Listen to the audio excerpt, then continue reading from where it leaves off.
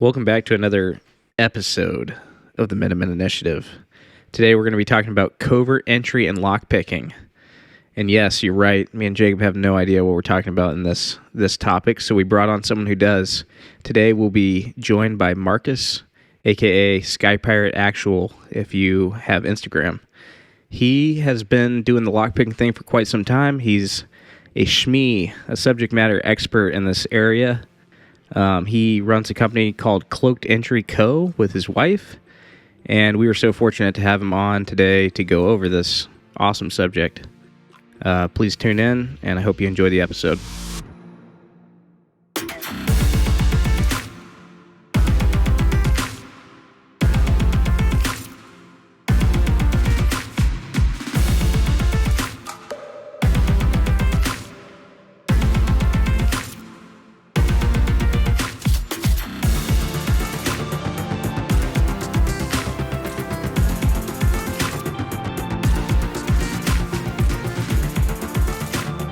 What is going on, gentlemen? How's everybody doing today? Doing pretty good. Mr. Marcus. Oh, yeah, we're doing good over here. Mr. Marcus Singletary, also known as Sky Pirate Actual. How are you doing, sir? Doing well. Thank you guys for having me on. Thanks for coming on, man. I've been looking forward to this one. We've been chatting a little bit. We kind of had to get the schedule locked in and get the logistics figured out. I say that like it's a big fancy thing. It's all it means is just, hey, do you have a microphone? Yeah, dude, I got one. Sick. All right, well, we'll do it at this time. Yeah. But yeah, early apologies to our listeners for my extra sultry voice today. I got the old sniffles, so I'm gonna be frogging away through this one. You got the old Barry Manilow going on, man. It's all good. Nothing to apologize over. Yeah. Oh yeah, dude. Well, today we're going to be getting into a pretty cool topic, and it's a topic that Steven and I hardly know anything about.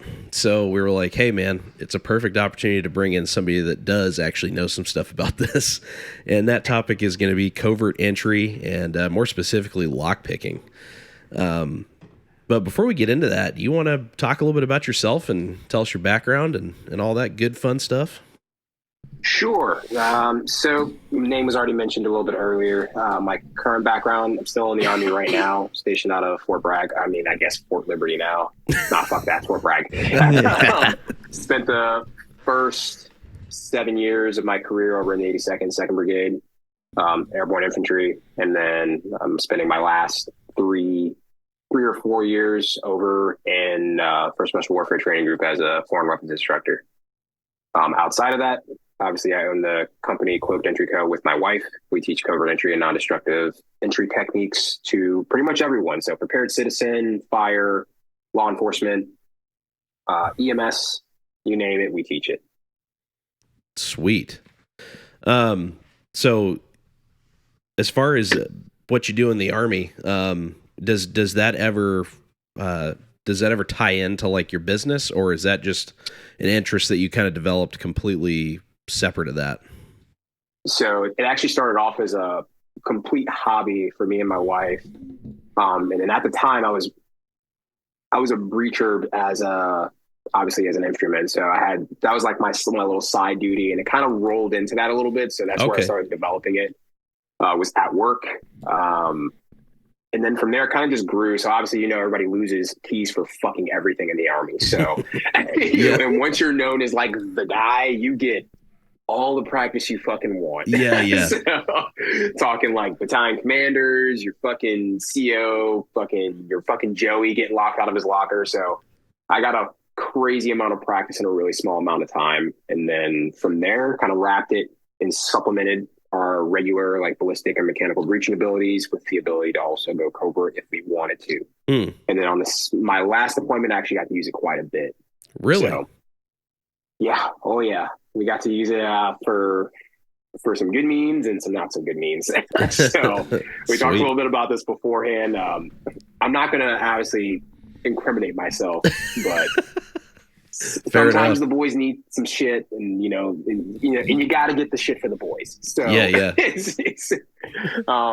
So yeah, got a lot of practice out of it. So that's cool. That's kind of how it wrapped into what we are right now. Sweet. So yeah, get kind of jumping straight into that.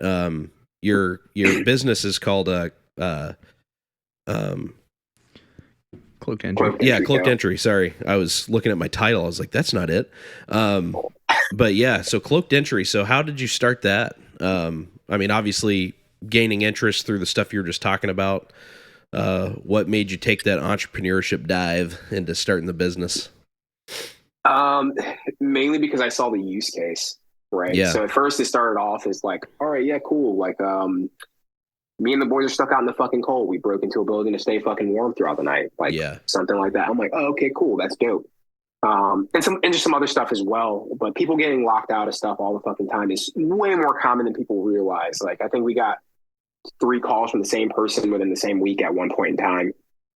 Locking like dogs inside of one of her rooms. I'm like, holy shit, man! Like, that's often. And so as we're seeing the numbers ramping up, I was like, all right, well, and we call this framing. So me and my buddy Pat kind of gave me that phrase. And so the framing, right? So depending on what your job is, there is a use case for it a lot of the time. So for your EMS guys, right? They're going into these houses or these dens where people are all drugged the fuck up, and sometimes they are trying to break shit, right? Same thing with firefighters doing their welfare checks. Policemen doing welfare checks. A lot of the times they're burning through a lot of money and also leaving the house of the people that they're trying to save completely unsecured because they had to destroy it to get in. So it's like, okay, well, cool. For firemen, here, we're going to save you some fucking money, and we're going to teach you some skills that can, in non-emergent situations, which is, by the way, a bulk of their actual job, and most people don't even realize it. Most people think firefighters out here rescuing kittens from trees and saving people from burning buildings all the time. I talk to firefighters all the time. They said 75% of their calls, I was blown away by that statistic, are non-emergent. Wow. I was like, holy shit, dude. I thought you were out here fucking saving lives every fucking day. They're like, nah. So I was like, holy shit, man. So hearing that, I was like, that's perfect, right? And then for other people, right? So we teach military as well. Like we had some master breachers come through our course, and there's like, yeah, man, we just don't have anyone that can teach that on that side. Or the people that do teach it are way out of our reach, right? We can't get to them. So I'm like, all right, cool, man. We can provide that service especially for people on Bragg that are in tier 1 units that have that shit kind of like in house. So I'm like, that's cool. And entry is way more than lockpicking. It's just the thing that people are most interested in, right? It's the most sexy thing. But what if I were to tell you that lockpicking doesn't make up a majority of the entries? Would you believe me? Probably fucking no. Oh yeah, probably not. I do now because I can tell that you're leading me to it. So yeah. But yeah, so, that's what you see. That's like that's the sexy part, is the lock picking. Right. So yeah. Right. So so part of the things we teach people is an actual like essentially a process for analysis of an obstacle. Because most of the fucking time there is a way easier way to get in than you think. And most people kind of pigeonhole themselves to lockpicking in the entry world. They're like, oh, I want to see if I can pick that up. And it's more so of like a testing yourself thing, which I totally get. Yeah. I fall into that too. I'm like, I'm going to see if I can pick this high security lock real quick, man. And I end up burning way more time than it's actually needed. And I can just slip the latch. Right. Like, why am I wasting fucking time? I was like, all right, cool, man. And I pop myself in. I'm like, all right, cool. That's easy. So there's a lot to the entry realm. And there's some really high skilled people there. I'm not going to pat myself on the back too crazy hard or anything like that, but I'm pretty good at what I do. And it can also expand to a lot of other things, right? If you're into, let's say you're an investigator, or some people that do a lot more of the trade craft shit, right? That skill set opens up a whole lot of other things. If you can get into places and you can drop stuff off, like, I don't know, fucking like covert bugs, you can do a whole lot of shit when you can get into places with unfettered access. I can create my own key for most of the places that I've ever been to. Yeah. And that way, it doesn't look weird. I'm not picking the doors anymore. I can just literally let myself in with the key. Yeah. So the shit's like a fucking superpower. If once you get to a certain level, it's like almost not even fucking fair. Dang. So it's legit, but it does take the work to get there, obviously. Right. So as far as the tactical realm goes, I think it has you can definitely do a lot with it. Right. It doesn't really, it's not, once again, it's not as sexy as gunslinging and burning 1R1s and shit like that. So it's one of those supplementary skills that definitely should be attached to your ballistic breaching, because let's face it, most people aren't doing no fucking ballistic breach. Yeah. Unless you're a fucking cop or shit's gone really fucking bad in America. Yeah. So like most people aren't using the fucking, the Mossberg 500 or you're just not. Yeah. So it's great to know how, for sure, but it's not viable for 95% of fucking people. Yeah. And then obviously you have mechanical breaching, which is actually I'm pretty sure it's the most dangerous form of mechanical breaching. I think by the numbers, more people have been injured doing mechanical breaches than any other form of breaching. Which, to a degree, I can kind of see that, but don't quote me on that. I'm gonna go back and check those numbers for you guys. But I can definitely see it. I've seen dudes crack fucking shins because they use a sledgehammer and glanced off of something and it went straight into their fucking kneecap. Or like, especially if you're not a pro at it, it's the easiest to hurt yourself with it. Right. So I would mechanical breaching, that is what pretty much drove it, because there's so much use for it. You just have to understand what the use is for you, whatever your use case is. Okay. Really quick question on mechanical breaching. So you're referring to like a Halligan breaching tool or like axes or whatever, and then Halligan tool, sledge. Ballistic would be obviously like a shotgun or like det cord or something like that. Okay. So det cord, I'm going to leave that in the explosive realm because it is explosive. So I'll leave that in the explosive realm. But ballistic is mostly just shotgun for ballistic breaching. Sweet. So yeah, back to kind of the company then. So now when you saw the need, basically, what kind of drove you to design your courses the way you do, and like what courses do you offer? So what drove us to design it? So I think at the point in time, we were just kind of seeing if we could do it. Yeah, that's awesome. We started off, our first class had 3 people and they were all friends, right? We taught out of a dance studio, and it was just like, all right, let's see how it fucking goes. Like, we created the POI, sat down, kind of solidified it, and we taught it, and then we saw the results, man. It's dope watching people get it for the first time and understand like what makes it work. And then they're like hooked. Yeah. So they're like, holy shit, it was that easy, dude. And then all of a sudden they have the thought like, fuck, I need to change every lock on my house. Yeah. It happens every fucking time. Those light bulb moments. I'm like, no, you don't. Crazy. So that's what drove us to kind of like start it. It was kind of just like, let's see if the demand's there. Let's see if we can do it. And then it fucking took off. First class was like 3 people. Second class was like 6. And then it was just like filled class. And so it was like 15 people, 18 people. We did I won't say a collaboration, but we cadreed the counter custody course with Ed Calderon and my buddy Justice Civi. So we did a little lock picking kind of section for that course, because it's a restraint defeat course. So the locks kind of played into that. Yep. And so obviously that helped us out a lot too. So getting into the space after that. So now we're like a pretty well-known, there's not that many entry companies around, right? The fire ones are all sectioned off for fire people, but like covert entry for everyone is really kind of boiled down to about 3 companies. And we all know each other. 4 companies, excuse me. Cameron Bay out in California, Matt Fiddler, who's Sear Pick up in Connecticut. Then we have Pat from Uncensored Tactical, who's down in Texas, but he grew up in Georgia, and then us. Wow. So that's it. That's crazy. I didn't realize it was that, that close knit, basically. But yeah, so there's definitely a need for it then, because I think the importance is pretty obvious, especially the way you just broke it down. I think it's a pretty valuable skill to have. I know the more I've learned about it, even just prepping for this podcast, I was like, I want to know at least some things, so I know what to ask, I had to know what to ask at least. So, but yeah. And then, I've been having this, for whatever reason, my YouTube feed just started showing me this guy that just like blasts through like master locks.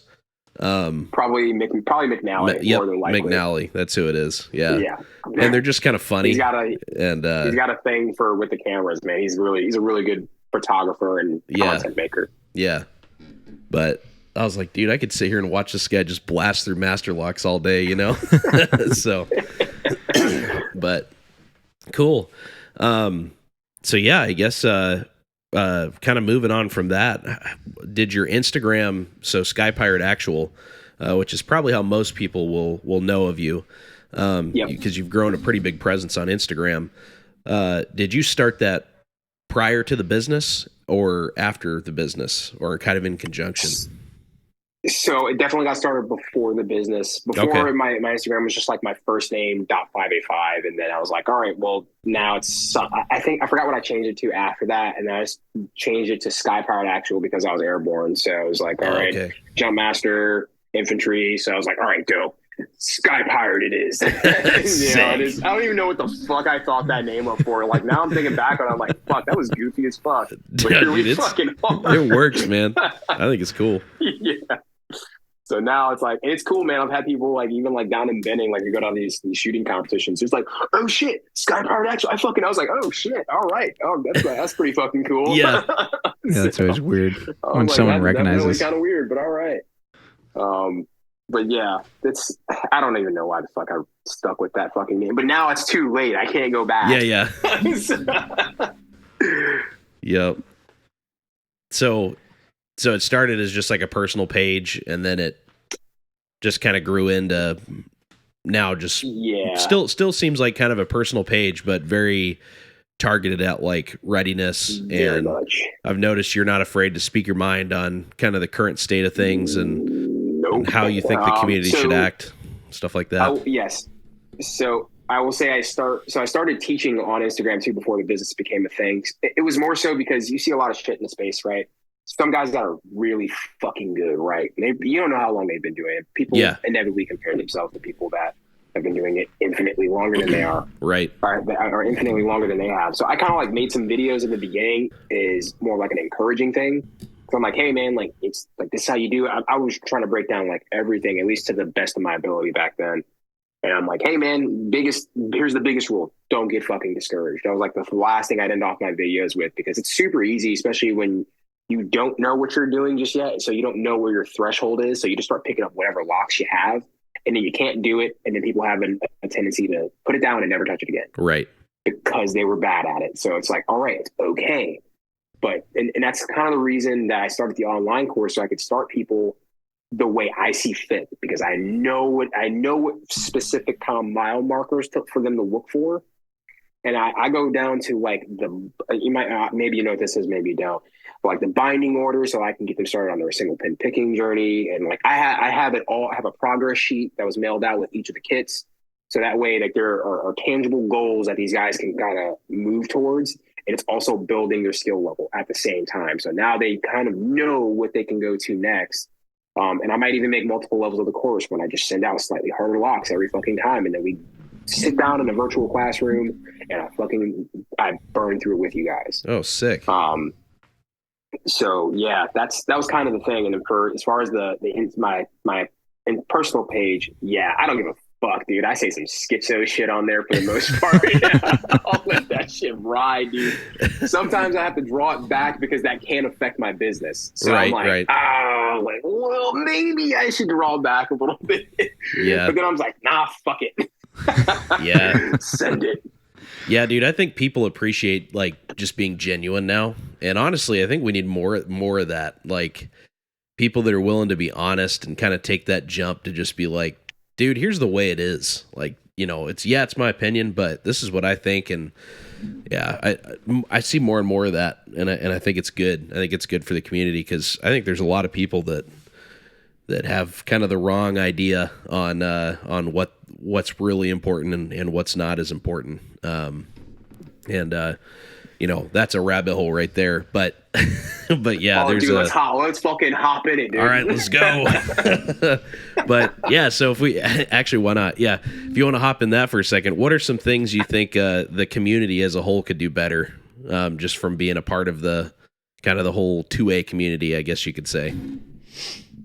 All right, so I put this out yesterday. Less talk, more do. That's a big thing. I think we're infatuated with seeming to be something that we're not, and we saw that like over the last I'd say 4 or 5 years. How many fucking people got found out to be complete fucking frauds? Yeah. Right. A bunch of dudes starting these massive businesses like, oh, I'm XSF, I'm X this, X that. Yeah. And it comes out a fucking year later that they're completely frauds. They've never been in the military. They're like a National Guard fucking 13 Bravo or some shit. I'm like, what the fuck? Like, what are we doing? Yeah. And then I stepped back for a second. I was like, we are creating that environment. True. That's a thing. It's definitely fucking happening because that is what is becoming the norm in our little society, right? People are afraid to be them fucking selves. That's a problem. You are unique no matter what you are. Maybe you're not an SF dude. Maybe you're not this. Yeah. Doesn't mean you should be proud of who the fuck you are, man. I'm not an SF dude. I'm not soft at all. I'm a fucking conventional airborne infantryman. That's it. Yeah. And I'm good with that. And I'm like, would I have liked to have done more in my career if I wasn't such a bitch early on? Sure. I can admit that to myself right fucking now. But I still got time. If I really want to go back and I'm feeling that convicted to go do more shit, as long as I stay in good health, I fucking can. Yeah. So it's just one of those things, man, where people aren't even accepting who the fuck they are. And so it's creating this massive delusional society, which is where a bulk of our problems are coming from, right? It's more popular to shout obscenities than actually go do the fucking work. Right. Mm. Like, what the fuck are we doing, right? So the biggest thing I brought up yesterday was the whole, now everyone cares about human trafficking all of a fucking sudden, right? It's the new fucking trend. There's a movie that came out about it. Most of these people won't give a fuck in about 2 weeks. If That's we're keeping true. it a fucking stack, and people will get really upset at that. But it's the truth. You're going to go about your cozy fucking life, and you're going to forget all about those fucking kids that you cared so vividly about 2 weeks ago. Yeah. The part that pisses me off the most is that they won't even admit it to themselves. Like, dude, you don't care that much, man. If you were really about that fucking life, you'd go, because guess what? You can find sex offenders at any point in time. You just go online. It's a quick Google search. All their shit is online for you if you're really that hard about letting your presence be fucking known and you really want to show up at this motherfucker's doorstep. Nothing is stopping. You can get alerts to when this motherfucker moves, dude. Yeah. So I'm like, you're not about that life, dude. You care more about shouting this one fucking phrase than doing any tangible fucking work or even donating to the motherfuckers doing the work. So once again, I draw back and I'm like, the numbers aren't supporting what the fuck you're saying. There's no data or statistics that says you would go out and you would crucify a child diddler at any point in time because the numbers ain't matching up. Yeah. These motherfuckers are living some real comfortable fucking lives 3 doors down from your fucking house and you're not doing shit. I think it's kind of the same thing because you saying that, it's obvious to me that you don't mean that you don't care about that. You're pointing out the obvious of you're all talk and you're not actually going to do anything that's going to actually help. Like an area that could actually help in that way would be donating to one of these foundations or reaching out and saying, hey, I'm sure you've got people that are already operational dealing with hunting people down and bringing them to justice, obviously through legal avenues probably, but you're probably you got people dealing with that already, but logistically or financially, how can I help? People aren't doing that. And I think a good kind of parallel to that is, and we see it all the time, the guys that are like, I can't wait for the Civil War to start. I got my guns and, I'm so excited. And yet they won't sit down and write a freaking simple 5-minute email to their representative and tell them the problems that they see in their own communities. And it's like, dude, if you won't sit down and take a few minutes to write a simple email, and I'm sure our listeners are like, here he goes again, because I say this all the time. But it's one of the biggest frustrations for me because it takes no time at all. And it's like anything. Once you start doing it, you continue doing it. It's a discipline you build. Then you can build a relationship with your representative. And if you don't take the time to do that and you can't build towards that effort, exactly what you just said, doing instead of just talking about it, then how in the world do you think you're ever going to be able to pick up a firearm and exchange gunfire with somebody? Because that's a completely different monster right there. And if you can't sit down and write an email or make a phone call, then you don't care. Yeah, you're not going to fight. You don't care. Yeah. Dude, if I had $1 $1 for every time I heard the trope, throw them in the wood chipper, or, that's why they'll never have our guns, two-way. And I'm like, dude, y'all are looking at the two-way so hard that you're missing all the other shit that they're taking from you on a daily fucking basis. Yeah. They're not even concerned with taking our guns because they know that is ingrained in the American spirit, which is why they're doing so much work to pollute your fucking kids. Right. They'll pollute your kids to the fact where they don't even think they need it, and they'll give it up freely. Mm. So I'm like, they just got to wait for you motherfuckers to die off. That's it.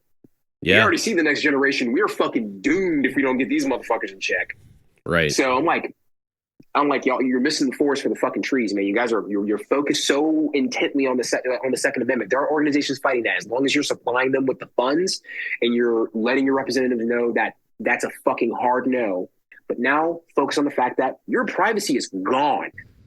Yeah. There is no privacy. Your privacy has been gone since the Patriot Act came out. Yep. And granted, they pushed that through under the guise of a war. They were like, hey, war is kicking off in Iraq and Afghanistan. And then they pushed it underneath they slid it underneath us while all that shit was going on. Yep. So I'm like, you have no privacy. You can't even leave your house without being fucking monitored 24/7 in your GPS tagged car with your GPS tagged phone, your GPS tagged fucking tires, the fucking cameras that are all over your fucking streets, the Ring doorbell you have on your fucking front door. Yeah. Like, brother, you've already lost. You lost everything that matters as far as your privacy is concerned. And you're missing it. And everyone's there's like a outrage of the day. I'll say it, right. I'll attribute it to like the George Floyd riots when everybody was putting the black fucking square on their fucking profile pictures, man. Yep. It makes people feel fucking better. And I attribute those same phrases to that black fucking square. Yeah. I'm here to support the current thing. Yeah. Yeah. And I think it goes even farther than that now, where the community is so quickly polarized, and it could be about anything. But if you don't do that, you're attacked for not joining into the herd. That's like my wife is she's like she does like fitness stuff online. So, and she's got a pretty big following, and so she gets, she has brands reach out and stuff and try to do all that, and it's a whole other world. But it's because of that, she's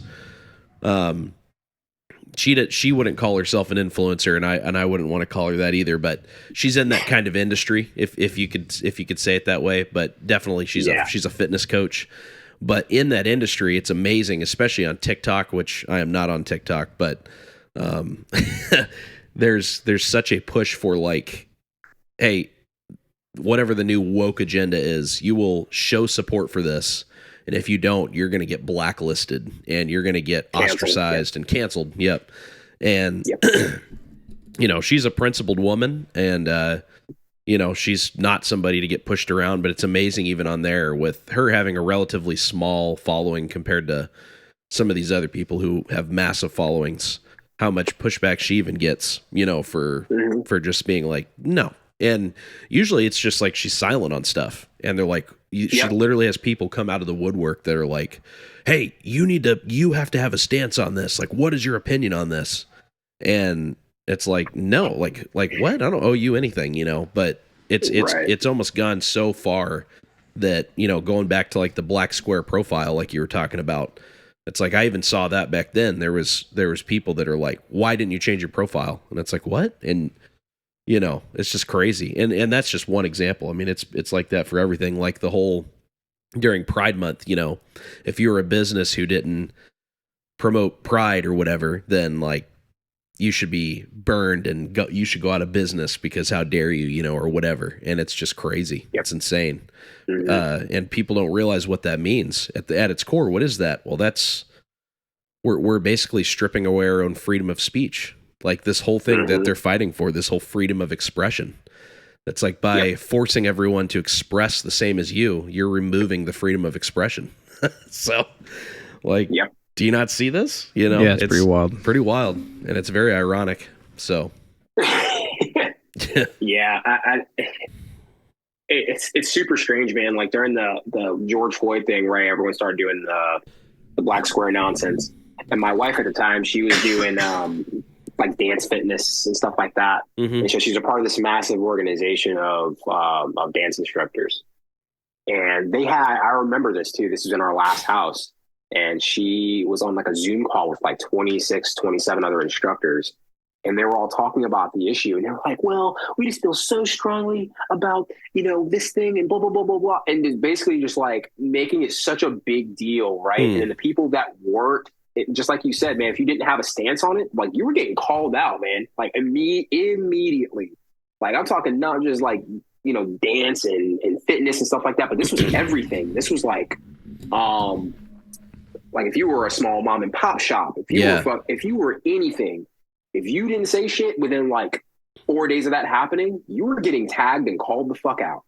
Crazy. I was mind blown at the time. And I was like, I don't give a fuck. Fuck you and your mom. I was like, I don't give a shit.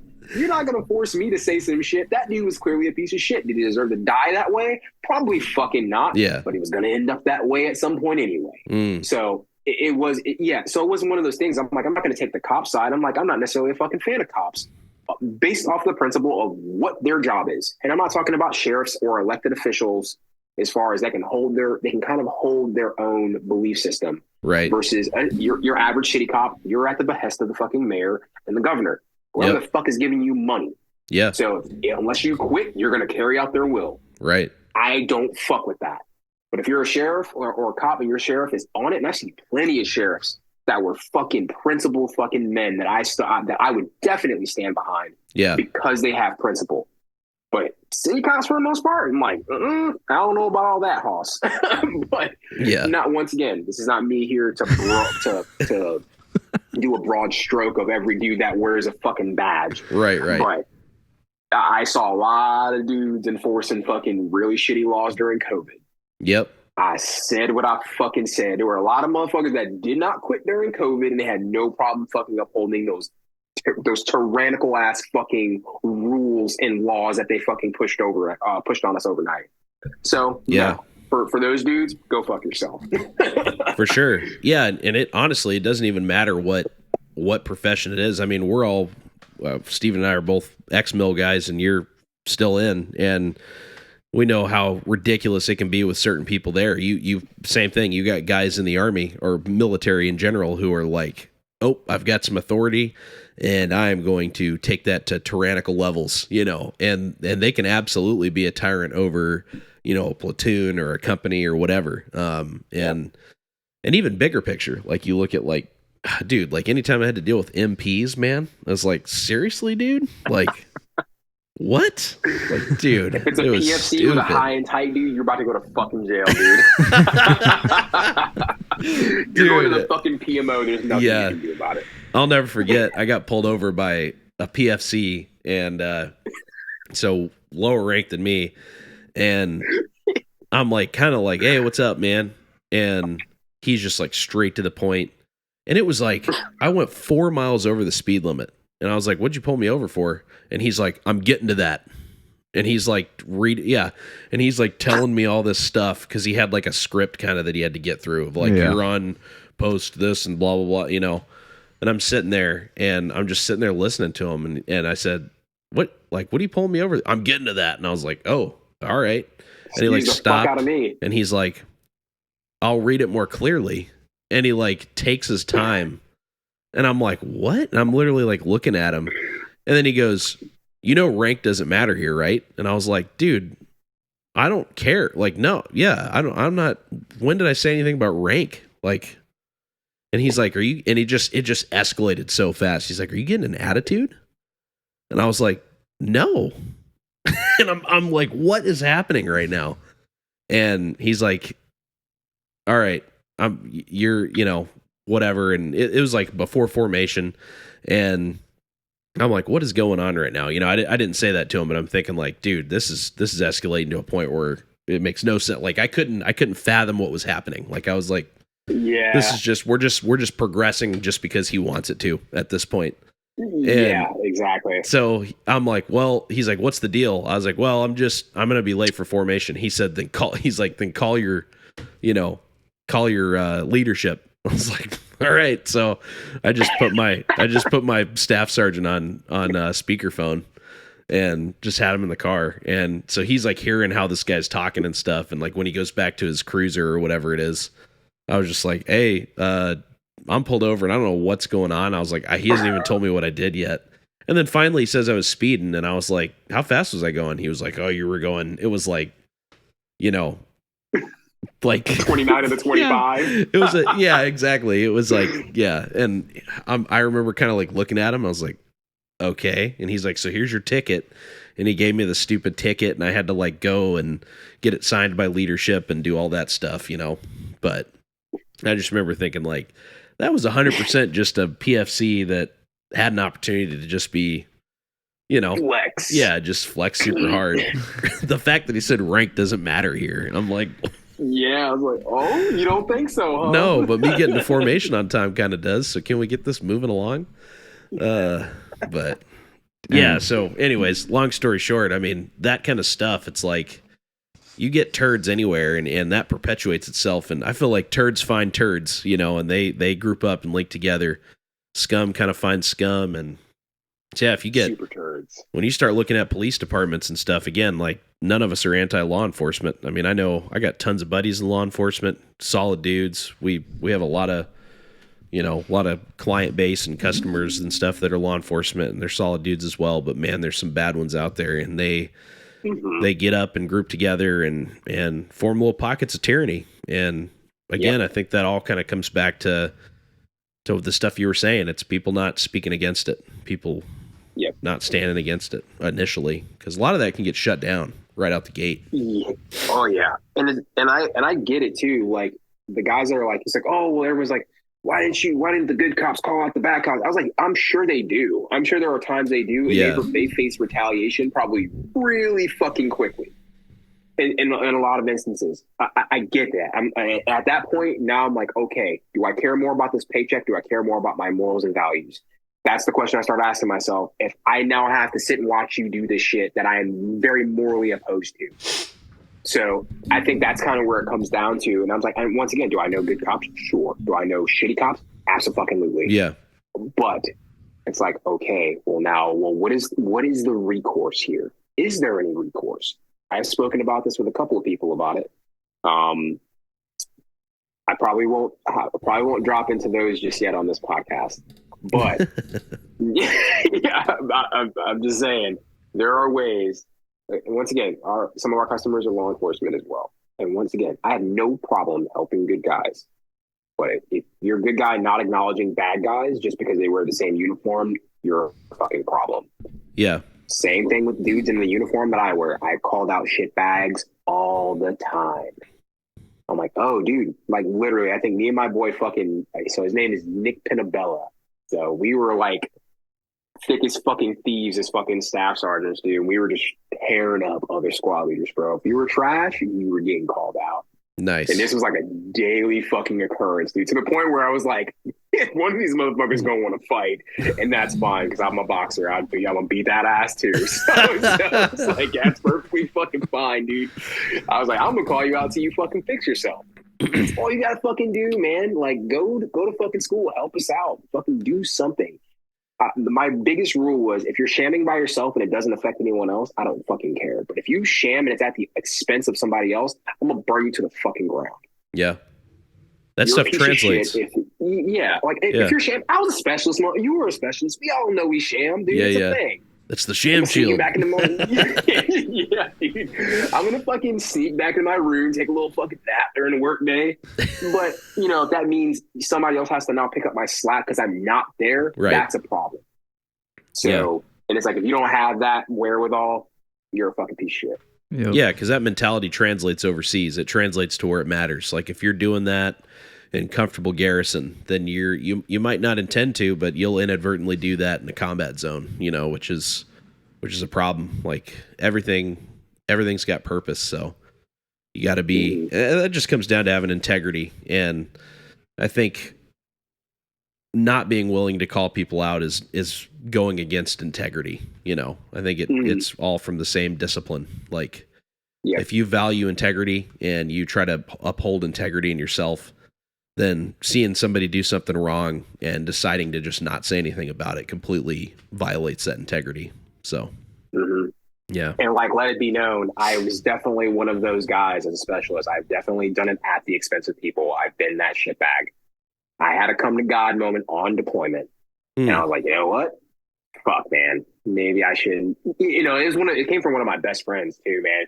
And I was just being a shithead, man, this one of these days. And I just didn't want to fucking help. So I found a way to fucking like sham out. And dude, I was like, fuck, well, I got found out. Team leader burned me the fuck up. So I'm just like, you know what, dude? I might be mad right now, but I completely understand why the fuck that had to happen.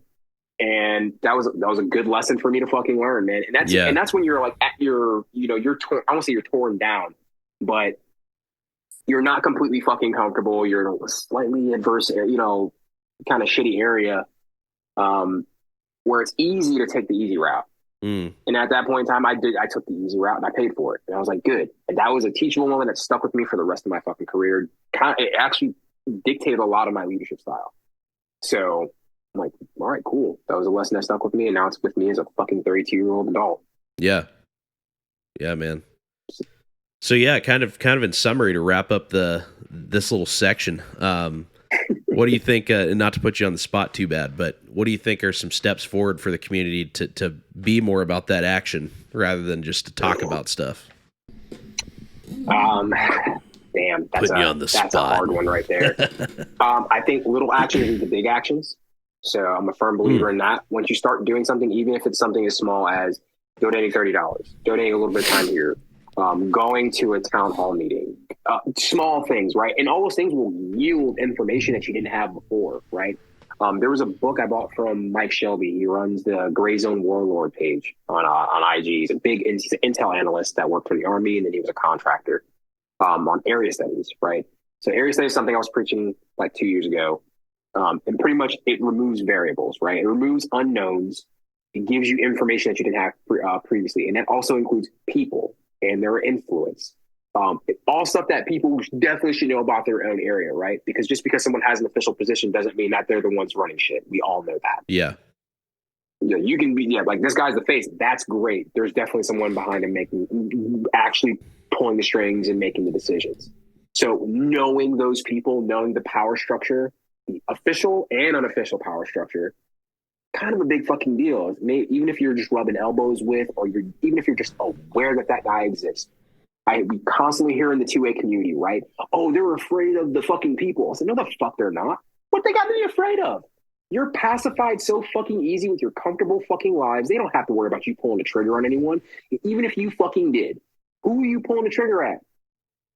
You don't know. You don't even know who the fuck's responsible for the shit that's happening. You say the government. Well, who's the government? Yeah, they. Who is they, so, dude? Like, give me a name, address, pattern of life. I might take you seriously. Maybe. It's the interdimensional demons. Nah, I probably fucking wouldn't. so I'm just like, well, that's the shit that matters, though, right? And people don't realize, like, visibility is half of the fight. There is no visibility on half of the shit that's happening. Right. And I said this in a podcast pretty recently. I said, because there's no visibility, there can be no accountability. If there's no accountability, there can be no consequence. Since there's no consequence, they don't fear the people. That's a fact. Yeah. There's no reason to fear you because you don't even know who to point the finger at. Yep.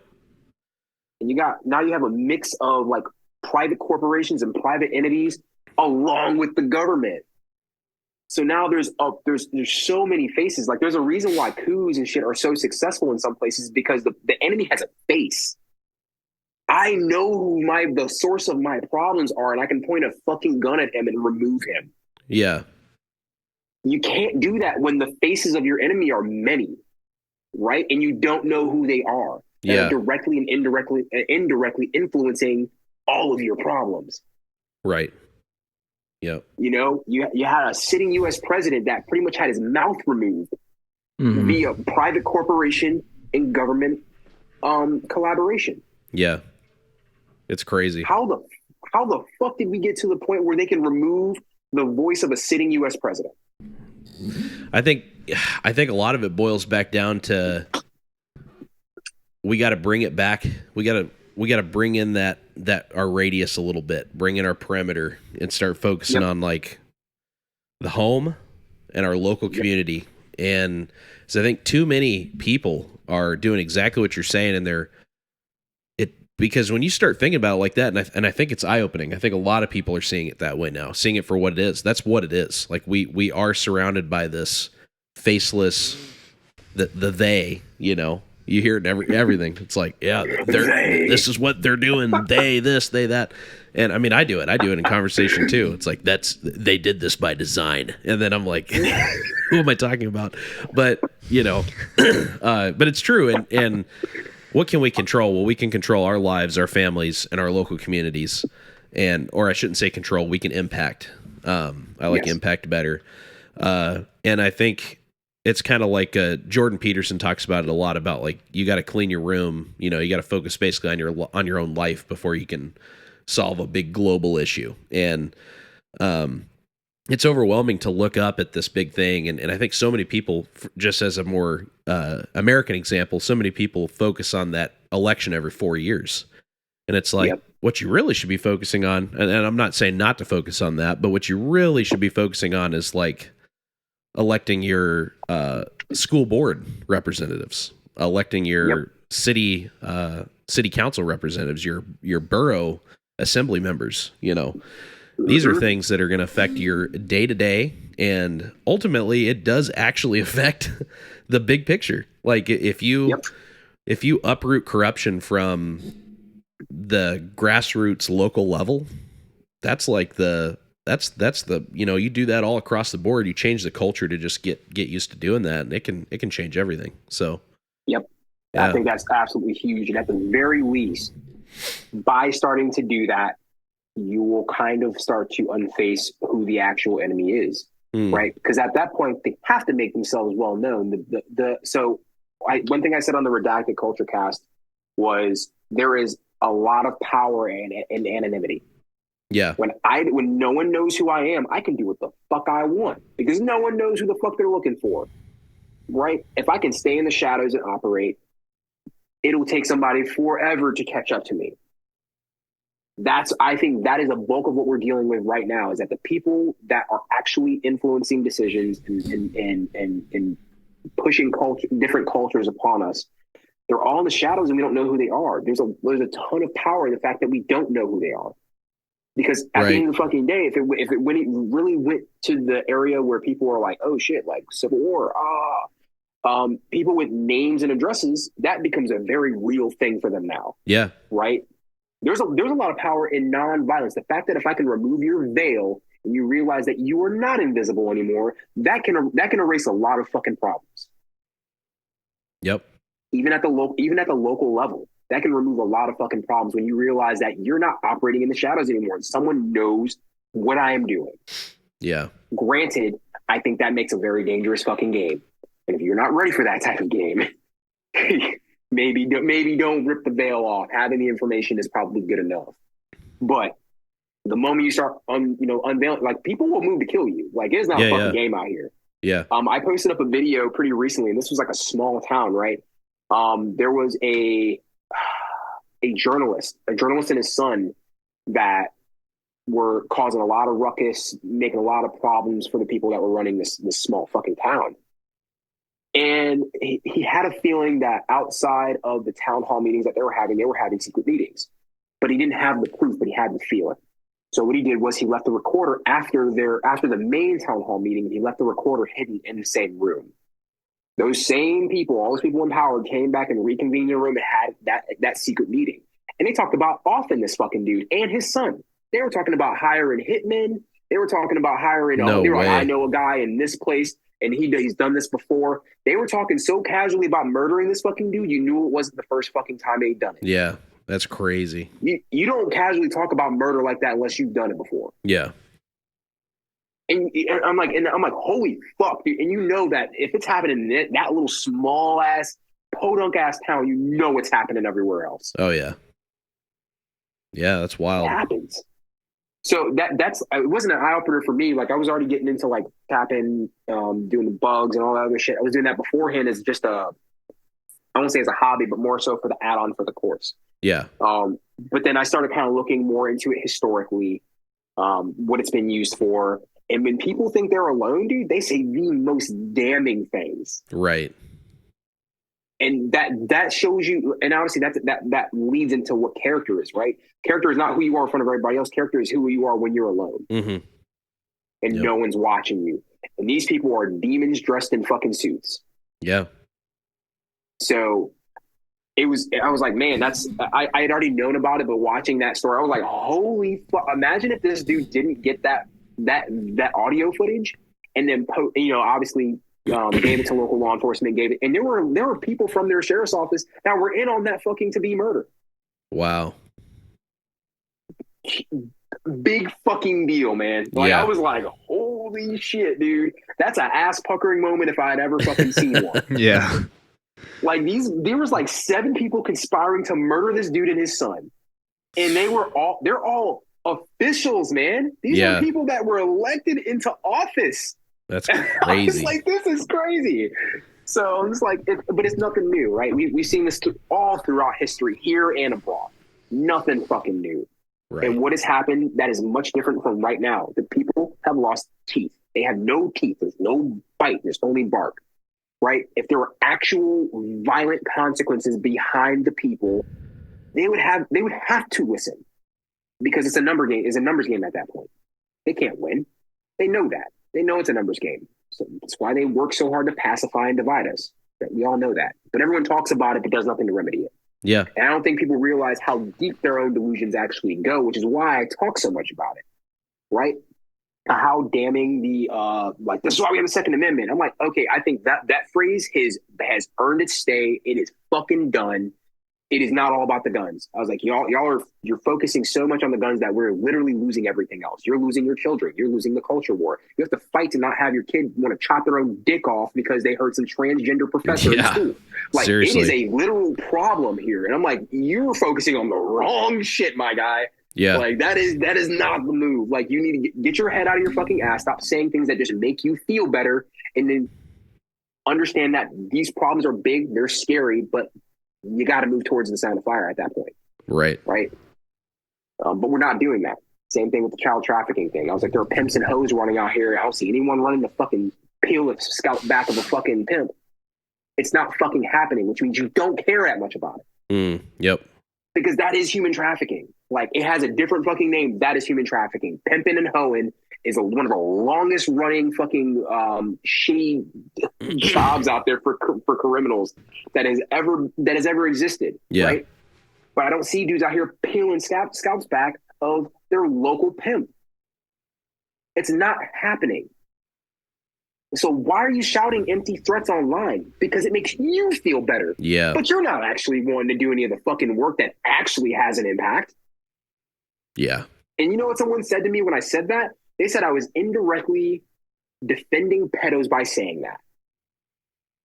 Blew my fucking mind. I said, are we that far fucking gone? Wait, how do they think you're defending them? For saying, like, okay, there are times where being loud and boisterous might work. I think we're far past that. Okay, I see what you're saying. Because the boundaries of the people are very well known to criminals. Criminals know intimately that there are no fucking civilians stepping out of their cozy, comfy lives to come push consequences upon them. Yeah. They know that. So do you think that pedo that's touching and diddling kids gives a fuck that you're saying kill pedos and throw them in a wood chipper when they know none of you had the fucking sack to actually fucking do it? Why the fuck would I fear you? You don't have any teeth. Yeah. You're not going to step outside of the bounds of your life, ruin your family's life, possibly, because guess what? They're going to wrap you up for murder. Yeah, there's a guy. Regardless if that dude's a fucking pedo or not. There's a guy up here that's actually serving like life in jail who actually did that up in Anchorage, Alaska. He was hunting down pedos. I think he got like 3 or 4 of them, and then good for him. But he ended up obviously he's serving life for murder now. What he's serving life? Like, those consequences are still very fucking real. Yeah, yeah. But and there's like, oh, it doesn't matter to me. Like, yeah, you can act all braggadocious if you want to until some cop comes knocking at your fucking door with a pair of handcuffs with your fucking name on it. Yep. And you're getting stripped away from your house in front of your fucking kids and wife. These consequences are fucking real. Yeah. It's better for you to acknowledge them and move accordingly versus act that way and continue to make no effect. Yeah. It's, dude, you can see I'm getting upset right now because the status of people just wanting to be so about it, and they're just I'm like, you can be. You're so close, but you're just a big old pussy. So I'm not saying to go commit crime, but at the very least, support the motherfuckers that are doing the work. Yeah, yeah. But no, they're so attached to these phrases that have no meaning. There's no teeth. No one's afraid of you.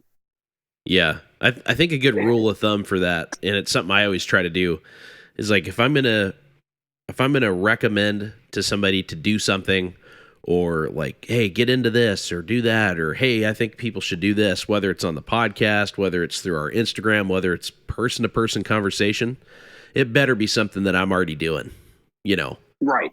Like I Correct. am not going to be the guy that's like, you need to call your representatives if I've never made a phone call. Like that's ridiculous. It's not only is it hypocritical, but it's deceitful. It's like, yes, you know, instead it's like, hey, if it's something I've done and I've done it often and I've made it a habit, then at that point, you know, then you can exhort someone else and be like, you should be doing this.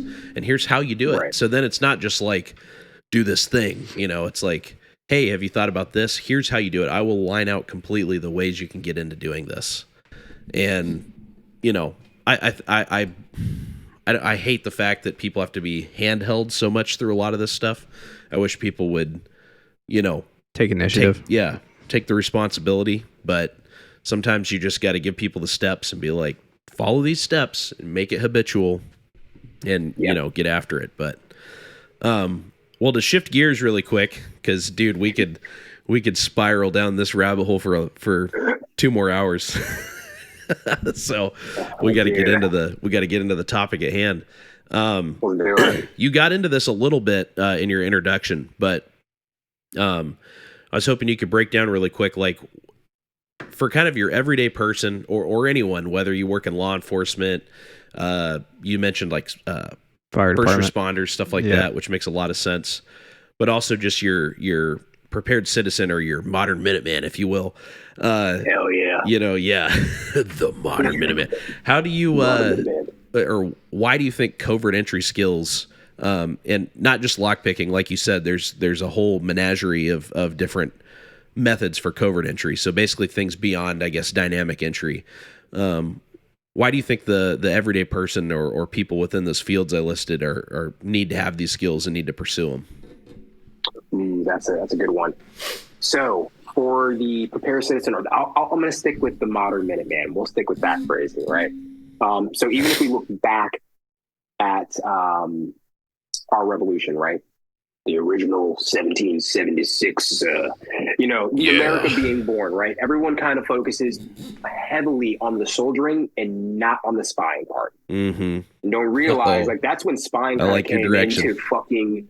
It came in huge. It was actually the thing that I won't say decided the fate of the war, but it really did. It decided the fate of the war. Is, I think, intel collection, heavily underrated. Talking to people and touching fucking grass is underrated these days. But just in general, right? Collecting information in a non-military fashion is vastly underrated. As far as the current modern Minuteman concept, why would they need to know that?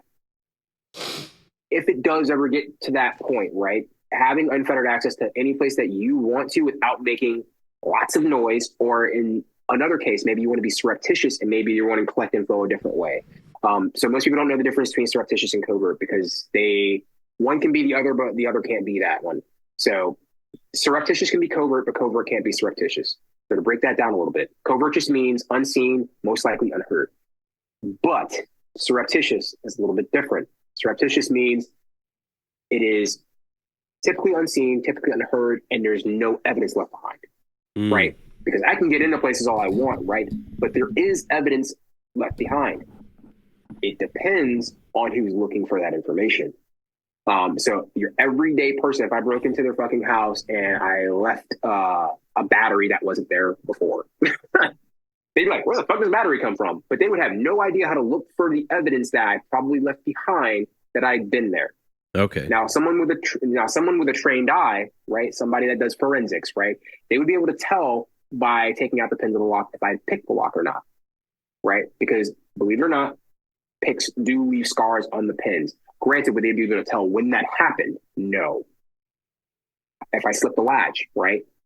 It's going to come into contact with the door frame. It's going to come in contact with the latch. That might leave some slight scarring there. But once again, through wear and tear, everyday use, the fact that they don't know what they're looking for, that's completely surreptitious because I left no evidence that they're going to be able to find. Right. So, yes, there could be a whole slew of reasons why they would need to know that as a modern Minuteman, right? It can be to once again leave bugs in their house to gather information in a surreptitious or covert fashion. It could be, let's just say, shit's hitting the fan. You need to go get some fucking food, and all the doors are steel on steel, and you can't fucking get in. There are no windows. I'd be able to pick your way in, slip your way in. Electronic entry, a whole slew of things that you can do to get in, right? But having access, and we've seen a couple of these things. So during a winter storm pretty recently, actually, I think it was last year, there was a guy that was out in one of the worst winter storms. I think it was actually in Texas, it might have been. But he's out in this winter storm, stuck out there. There are people dying in their cars. No one will let this guy into their house. So what does this guy do? Bust this fucking school open and lets about 26 other people in. Yeah, that was in New York. Right. Oh, okay. So New York. Yeah. So it's like, all right, cool. That's a case of entry right there in an emergency because like, shit, we need to get in here to get off of the fucking street because we'll die out here if we don't. And granted, that should be like common sense, right? Let me just smash this fucking window because that's what most burglars do. Yeah. So it's like, let me just smash this motherfucker in and get in, right? But having options for entry is never a bad idea. During the riots, I actually made a video for this too, right? I put a couple of exercises out there for guys. So if you're down there, your car just so happens to get fucking burned to the fucking ground because you were in the wrong place, wrong time, that's a real thing. The best thing for you to do is probably get the fuck off the street. So if you can enter buildings, and it doesn't have to necessarily be covert, you just need to get the fuck away from the problem. So if it means like, hey, there's a giant mob of people right here that are stabbing, shooting, and burning motherfuckers at the stake, maybe I need to get off the fucking street. I can get in here, I can lock it behind myself, and now I'm off the street. If I need to access the rooftop and look down so I have better situational awareness, I can do that.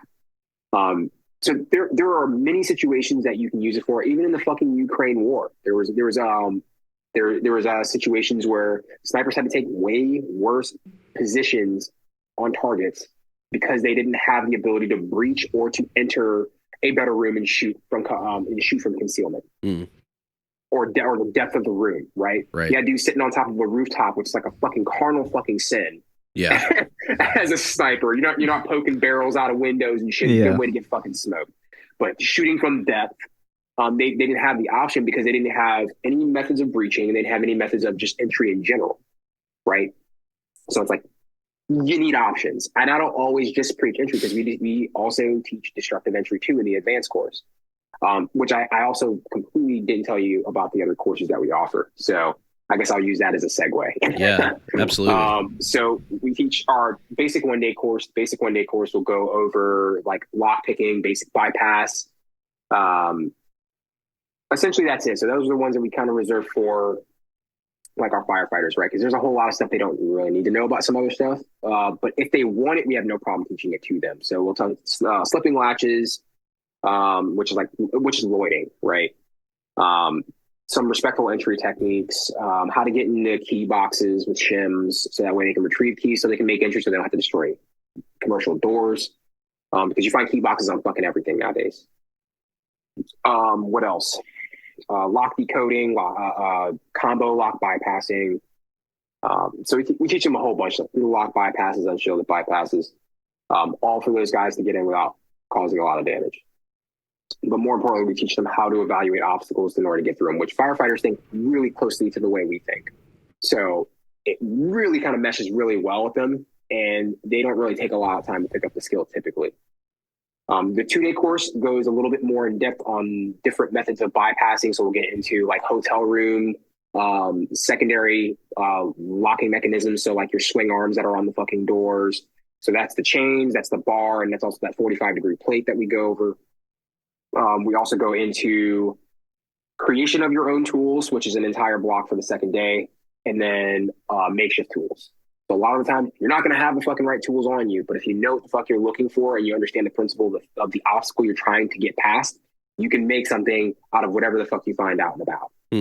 So, or if you're traveling, typically speaking, if you're going anywhere in the East, carrying lockpicks on you might not be a good look. They might think you're a spy and fucking hang you. So we typically tell people not to travel with lockpicks depending on where they're going. Yeah. Right? If I'm in an official capacity, I don't give a fuck. I'll go with literally whatever I want. But if I'm in a non-official unofficial capacity and I'm just traveling to travel, going to China with fucking lockpicks, probably not a good fucking move. Going to Turkey with lockpicks, probably not a good fucking move. They're going to think I'm a spy. So instead, you take the things that you can take that really outside of being paired with lockpicks have no use, but they're really hard to create. You can take tension tools without any lockpicks and make your own lockpicks in country. Because you know what you can make it out of, which are pretty commonly found. And then our 3-day or our advanced course, right? The first 2 hours of the first day is typically refresher from the 2-day course. So do a quick 2-hour refresher on all bypasses, picking methods, and then we hop into reconnaissance surveillance.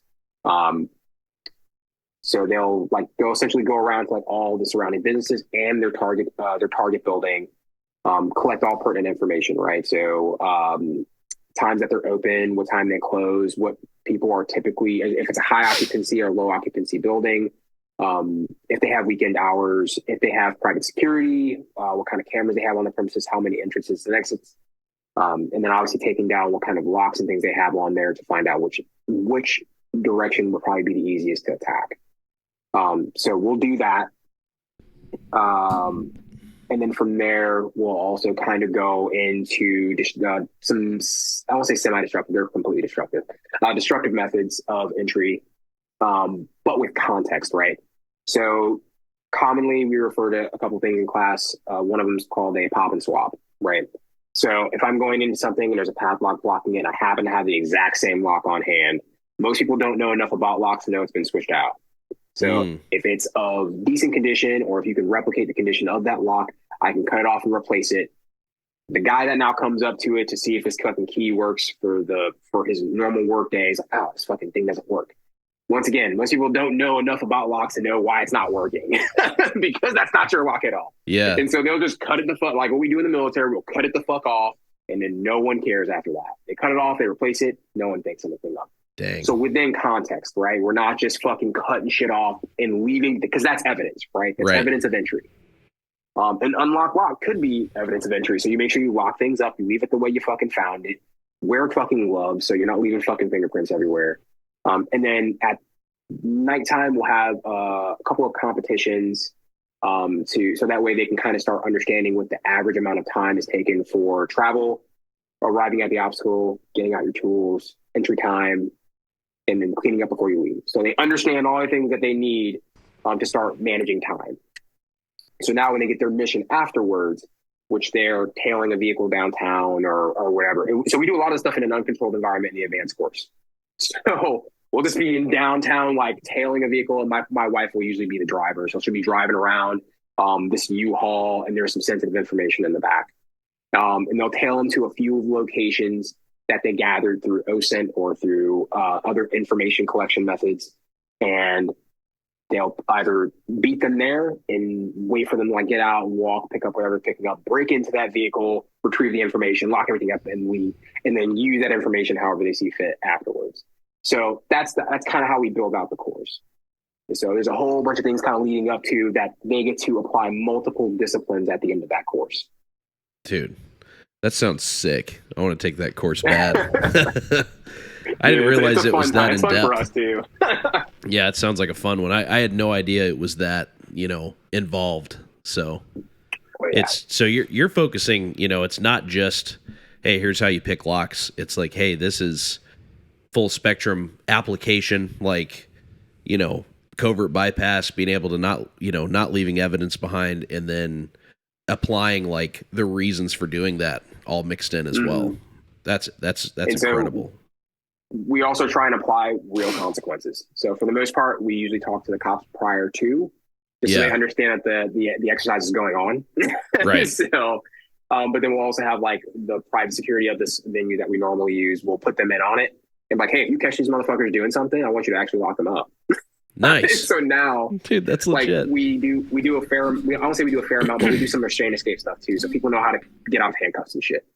So like they'll be locked up in a fucking cage, they get out with the gear that they've prepped beforehand. They throw in a cage, they can break out and then resume mission. But we try to apply real life consequence, or not real life, but as real as we can get without it actually hurting someone. Right.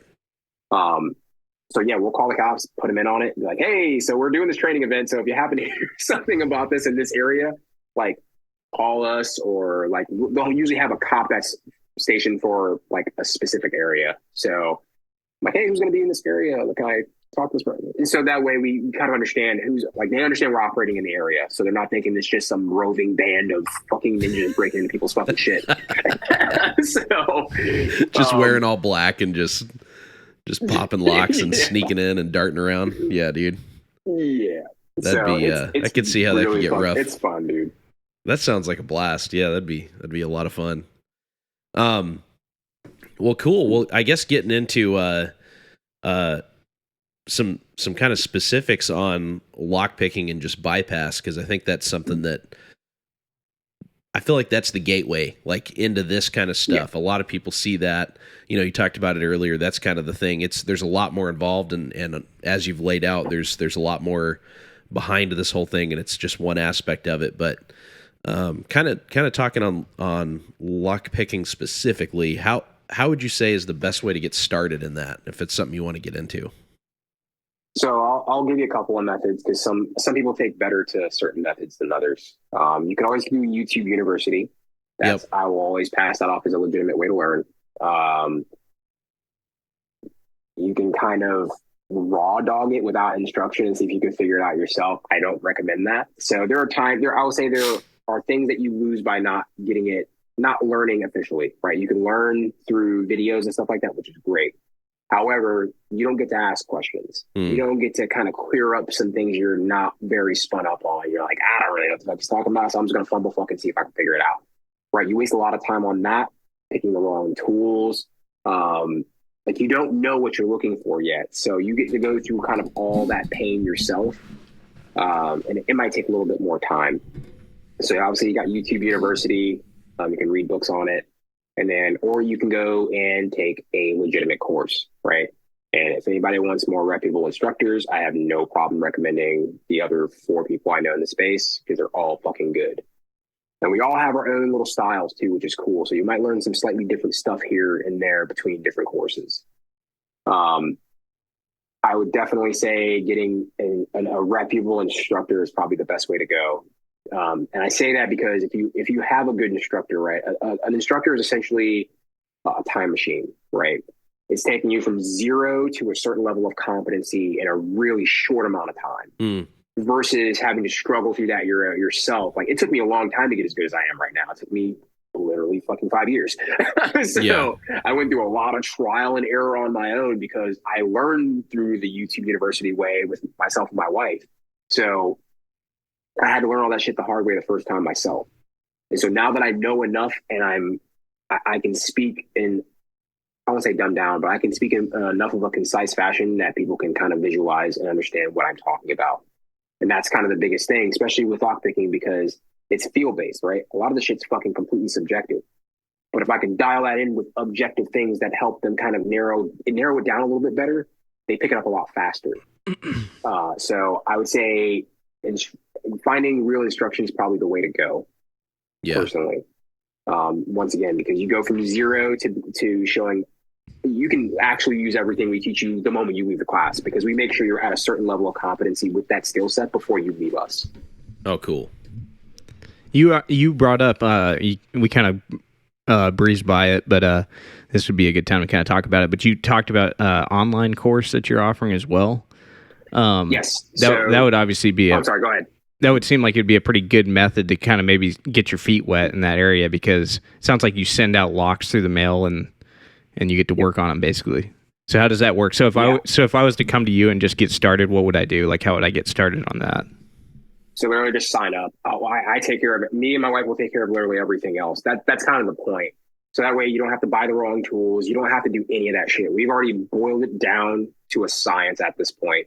So we know we can start you off with. We know what you'll get the best feedback out of. We know where your progress will kind of lie through those things, and you'll start to gain that confidence too. That's a huge part of the fucking game, is people being able to be more confident in their abilities. So we don't pick something too hard that you'll just be like, oh. So, and struggle with super hard. So 3 of those locks, you'll probably be able to bust down relatively fast. Well, now I'm like, all right, cool. Now we're going to go back. So now that you crush these locks with raking, now you're going to go back and you're going to single pin pick them. 2 of the 4 locks that I gave them have the binding order. So now it's just up to you to feel for the numbers or the order of the numbers that are on the tag. So now you're like, oh, okay, that's how that feels. That's where all of your progress is going to come from, because it's essentially you having to memorize feel. Because obviously you understand how the mechanics work, but if you don't know what the feel is, you can't replicate the action. So I'm like, okay, if I can get you to feel that feeling, apologies for the redundancy. If I can get you to feel that feeling, you never forget it once you feel it on your own. So once they have that, you're like, okay, I know what that feels like. I know what it feels like to set a standard pin or a myriad of security pins. All right, cool. Now we're going to stack difficulty. And it'll always be that way. I'm always going to have them go for the quickest way first, right? I'm like, all right, cool. We go up to this thing, we rake it open. You're like, oh, it was super fucking easy. All right, cool. Now go back and single pin pick it. Yeah. Now go back. So now it's a new level of difficulty, and it's only 4 pins, so it's still relatively easy. But now I can go ahead and start progressing this person as a picker, right? Cool. Now you've done 4 pins. Now you've done 4 pins with a security pin. Now you've done 5 pins all standard. Now you've done 5 pins with security pins, and so I can continuously stack that thing, and then it might take them longer and longer, but the lesson will always stick with them because now they have a solid foundation. Yeah. And Dude. I know that foundation because I have their progress sheet. I understand exactly where the fuck they're at. Right. Dude, that is a brilliant course idea, by the way. That's fantastic. That's really cool. That's a cool way we'll see how it works out. Because the first class is this Saturday morning. So. Oh, really? Okay. So you just started this thing. Yeah, man. So once again, I'm good at teaching. I have faith in my abilities, but teaching people something as heavily subjective and field based as picking over Zoom is that's a new ball game. So we're gonna see. That's why I cut the price a bit, and I was like, hey, this is a beta course. You guys they're gonna give me feedback. Yeah. So I know what I can be better on for the next class. I have 2 beta classes. I have one here and one sometime in September. But that's the point of this beta classes, so I can kind of dial in on where I can be better through conveying information to feel for them. Yeah. So we'll see. It sounds awesome. But I guess my next question, which you started to get into it a little bit, but do you want to break down just like the basics of how a lock actually works, like a lock and key? I think so many people just, don't even know that. And I think that's a pretty pivotal piece of information to understand. So sure. I'm actually going to get a clear lock, so that way you have some visual representation of like what I'm talking about, and I'll be able to kind of point it out to you. Okay. So I'll be back in like 2 seconds. All right. 1, 2. I'm kidding. That's going to take a little bit longer. But... yeah. Stash, relax. Oh, no worries, man. Yep. Oh, no. I was talking to my pup. He's freaking out. Man, do we have any more clear locks? Never mind. Found them. Just like that.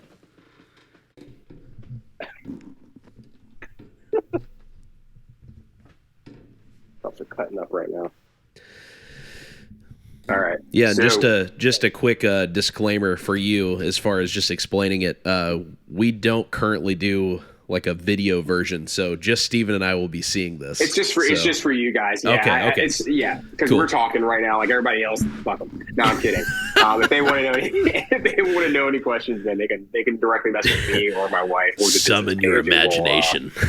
Yeah, we have no problem actually helping people out, and we get questions like this all the fucking time. All right, so we have our clear lock here. Obviously, you have the actual plug that's sitting in the center here. That's where your key gets introduced, right? So inside of your lock, you have, I'll say, we'll go with 3 items right now. So what's housing all 3 of those items is called the Bible, or the pin stack, right? So it's essentially these little cylindrical tubes that hold your spring and then the 2 sets of pins. Those 2 sets of pins, for the bottom pin, the easiest way to remember it is because it touches the key. It's called the key pin. Okay. Okay. So you got the key pin on the bottom, and then you have the driver pin that's sitting on top of that. So in order for the lock to open, of course, this is one of those really shitty locks. Holy hell. So basically what is going to happen is that there are cuts, or obviously there's a space between each of those pins, right, that are stacked on top of each other. You push all the pins up to what is called the shear line. And once all those pins hit the shear line, it allows the plug to rotate, which then opens up your lock. Okay. So I'm actually just let's see, I might just tear these keys off real quick. Yeah, fuck it. She'll probably be pissed at this, but I'm just tear this off. And so that's fundamentally how pretty much every lock works then. Correct. So the locks that you're used to dealing with on a day-to-day basis are called pin tumbler locks. Okay. And even over in like Europe, you'll see that they look a little bit different because they're upside down.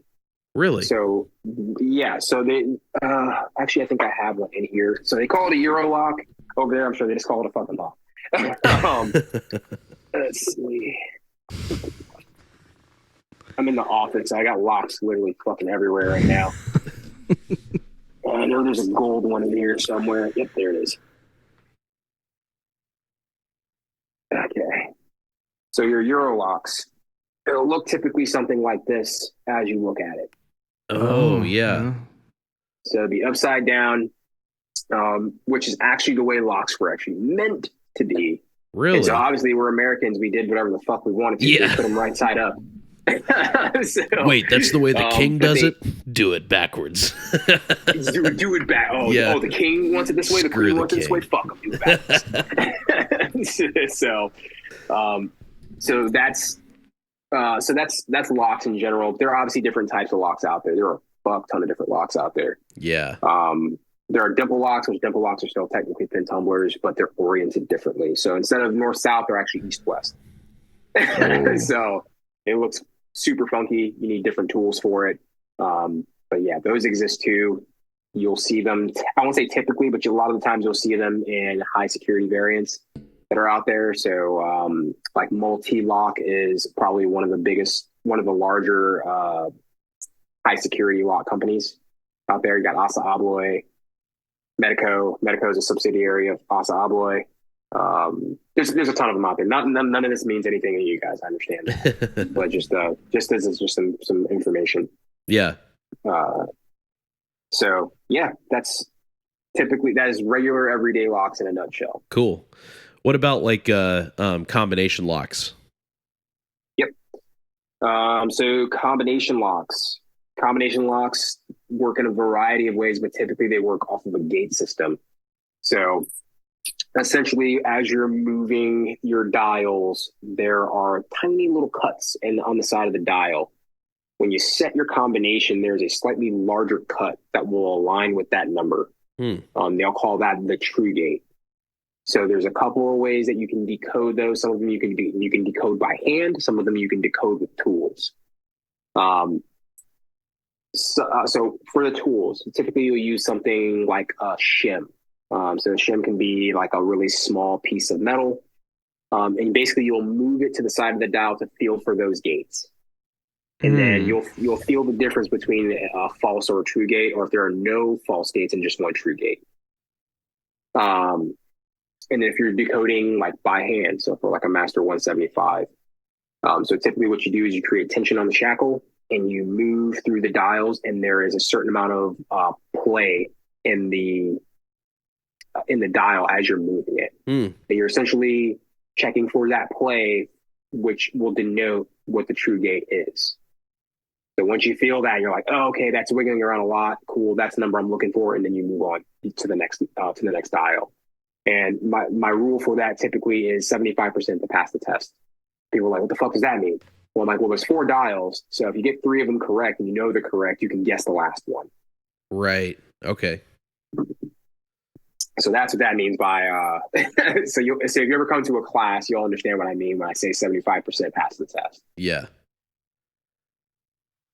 Crazy. Sweet. So as far as you're talking about tools and as far as like actual tools to start making entry as far as picking locks, like what are the different tools? You talked about raking, and what are the different, I guess? So raking is an action. So it's not, so yes, we'll refer to them as rakes, but the raking portion. So just to show you what one of them looks like. So this right here is some people will call it a quad rake. Some people will call it a 4-peak. Some people will call it a 4-peak Bogota, but that is a pretty standard rake. But the raking is usually a quick scrubbing action to get all the pins to bounce up and down to land at the shear line to open the lock. Okay. So raking is a pick. A rake can be a pick, and raking is the action of the pick. But you don't have to have a rake to do the raking action. So you're still having to put tension on the plug, I guess? Is that the right terminology there? Yep, correct. So it's still the same way. Have to put tension on it. Okay. So the best way to kind of paint the picture for you. So let's see. So you have your 2 tools that you need to open a lock, right? So you have your tension tool and you have your actual pick. Your tension tool, pretty fucking important. The reason why is because your tension tool is mimicking the turning action of that key. Yep. So it's the thing that's actually opening the lock, right? You put your key in, you turn it, and then it opens and pulls back your deadbolt or whatever. And then you have your pick. Your pick is to mimic the ridges or your bitting on your key. Yep. Okay. Which is why you need them both. But the turning action actually tends to be a little bit more important. So the reason being is essentially think of it as you guys are military and infantry as well. So you know what a shaping operation is, right? Yep. So think about your tension tool is your shaping operation, and then your pick is your DO. Okay. If that, I think that might make a little bit more sense to you guys. You actually know what the fuck I'm talking about.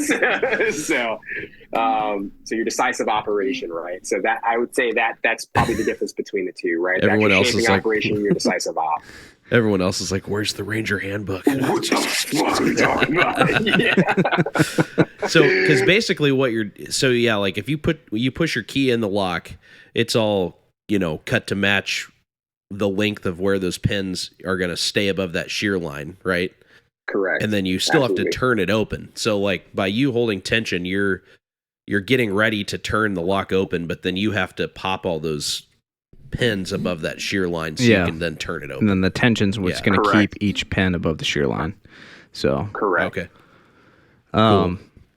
Hopefully that I explained well enough. No, yeah, absolutely, yeah. It makes sense to me. I'm understanding it way better as we talk about it, so it's pretty cool. Badass. So what are some other tools? So obviously you showed the like an example, or you talked about an example of like something you could use to do raking. You mentioned, and then you've shown a tensioning tool a couple times, which I can see now. You were mentioning earlier about having to improvise these tools, and they look like they'd be pretty easy to make and improvise. Just they look pretty simple. So I feel like if you bought some basic tools and used them, have not only having them but understanding how they work would enable you to then improvise them pretty easy as well. So what are some other tools besides like the tool you talked about, the tensioner and the raking tool, that you also recommend for basic tools? Not for picking, or just for entry in general? We can just go entry in general. Why not? Yeah. Entry in general. All right. So I would say basic bypassing is probably the next biggest thing. You can bypass with a number of things. You can bypass with a knife, a simple like everyday carry knife. Really? And that can come. Oh yeah, I've done it. So, and I know a lot of other people that have done it too. So, like a simple like folder. If you're trying to Lloyd, which is, do I have one of those up here? Yep, I do. I know you guys can't see it if you're just listening to this, and I apologize. Go take a class. Yeah, go take a fucking class. So if you are going to Lloyd, some people call this like a credit carding technique, right? So everyone like pops a little credit card in there. That's what Lloyding is. Oh, okay. So if you're going to do that, I would say you can go ahead and you can cut fucking piece of plastic, put it inside of your fucking wallet. You don't even have to fucking buy that. You can do that out of a milk jug. I have a video on how to do that and how to cut it. Sweet. Or out of a Tide bottle, you can do that same exact thing, and you can be, and the door can be facing any kind of way. So, as long as you understand what way the latch is facing, you can still get in, if the spacing permits. So that's one of the bigger things we also teach is understanding when you have enough space to conduct certain techniques. So the techniques themselves aren't hard to learn. It's recognizing when the option's available. Gotcha. So. I would say a piece of fucking hard plastic that you can throw in your wallet is probably a good way to fucking go. And I carry multiple things to Lloyd, right? Typically something like this. It's an alphabet tool from my buddy True North Tradecraft up in Canada. Something with a 90-degree angle. You can also make this out of a fucking coat hanger. So a simple fucking coat hanger. I made the exact same fucking thing and I put it in my wallet. So, nice. When we met up with a SWAT team lieutenant last week, and he showed us the venue that we're going to be able to use to teach their guys. So same thing. We were just walking through the building. This is like old 3-story, like massive fucking historical building. And we just go through with like little fucking hooks and we're just popping our way into rooms that he'd never even fucking been in before. So he's like, fuck. He's like, I didn't even know what the fuck's in these rooms. Like, just popping our way fucking through this fucking building. So I would say something like that. So I say a piece of plastic, something that can bend around a frame is a really good thing to keep in your wallet. Something hard, like a small hook from a wire hanger or something like that. And all those things don't have to be bought. That's something you can make at fucking home with a pair of pliers, and some scissors. So once again, the know-how is out there. If you want to know, just go onto my fucking page. Yeah. So those are 2 things I would definitely recommend people have on them. What else? Something that's super fucking easy. Believe it or not, I would go with also something that can help you make entry, or help you conduct those attacks. So we call these supported attacks, right? So a lot of the times when doors are hung, they're hung in a really shitty ass fashion. And that's when you have starting to see the gaps that are around the door. And the gaps might not necessarily always be on the side that you want. Sometimes it's a little bit above and the door is sagging, but something like a tiny mini crowbar can make the space necessary for you to be able to conduct your attack. Which is also why I'm a huge proponent of fanny packs. So like I carry a fanny pack for fucking like everything. So those are 2 tools I would definitely say to start off with first, because one, you don't need to buy them. You can just make them yourself. If you need any help making them, just fucking hit me up, or the wife will help you fucking make one. What else? So we've gone through lock picks, voiding. Under door tools are pretty good, but you do need practice with them, and they are not exactly the cheapest. So like they're like about $30, $35. But basically, you guys have lived in barracks, so I know you guys know this. You get locked out of your fucking room, you use a fucking wire hanger to fucking come under, pull the door handle down from the inside of the room. That's essentially what it fucking is. Okay. Just way better built. So, but that works on a ton of fucking doors if they don't have the bulb style knob locks. And those are the lever style handles are pretty normal for the most part due to fire code. And I think it was the American Wounded Service Members Act that mandated a lot of these buildings had to have lever handles for people with reduced tactile function and also people that were missing limbs. Okay. So they're trendy too. Like I before this, I did residential construction, and I still do a little bit on the side. And that's like everybody that gets a custom home built now. That's what they want. They want lever style handles. Yep. It's like everybody's into that now. It's like the new trendy thing. So, which sounds like they're easier to get into. So, right for the burglar in. Oh man, there's a bunch of other tools out there too, man. That once you get a little bit more specialized, it makes sense to have. But I would say for the basics, that's what I would start people out with. Perfect. And you sell a bunch of tools on your site, right? Yep. So everything I've talked about right now, we sell official versions of them. And once again, we'll show you how to mod them out so it makes a little bit more sense for you to carry. I love modding my shit. I mod my shit all the fucking time to make more sense. Yeah. So that's probably the best way to fucking do it right there. Sweet. Just out of curiosity, what are bump keys? I hear about those and see those a lot, but I don't understand what they are and how they work. Sure. Let me get one out for you. All right, so bump keys. All right, so what I have right here, these are called spacing and depth keys. So I use these to cut keys. But the last one of these keys is the key is cut to the lowest depth. So they're the same all the way across the board. So that's called a 7 cut for this specific key. So basically, you're cutting it all the way down to the fucking bottom across the board. And then what you're trying to do is, have you ever seen a snap pick gun or a lock pick gun where they like press the button and then like it slaps the fucking pins up? Yeah. A bump keys are initiating the exact same action. Okay. So by slapping this key in, it's causing all the pins to jump up and drop down at the same time. Oh, so you're literally just like smacking it in there. Oh, yeah. So bump keys, that's why it's called a bump key. Because you use a bump hammer in order to smack the key in. So crazy. Okay. Obviously, once again, people are not going to be able to see this. Can you still hear me? Yeah. Yep. All right, cool. Yeah, you dropped down in volume. I think I smacked the fucking volume button. Oh, okay. All right. So if I put this key in, basically the way it works is I would have to pull the key out 1 notch. I would slap it with a hammer and also create some turning pressure to actually turn the core. So it's slap it in, turn it, and then the key would turn, obviously, because all the pins landed at the shear line at the right time. Crazy. Okay. So that's all bump keys are. They're pretty easy to understand, and I'll even tag you in the video I made for it a while back when we were doing the private ones online. Sweet.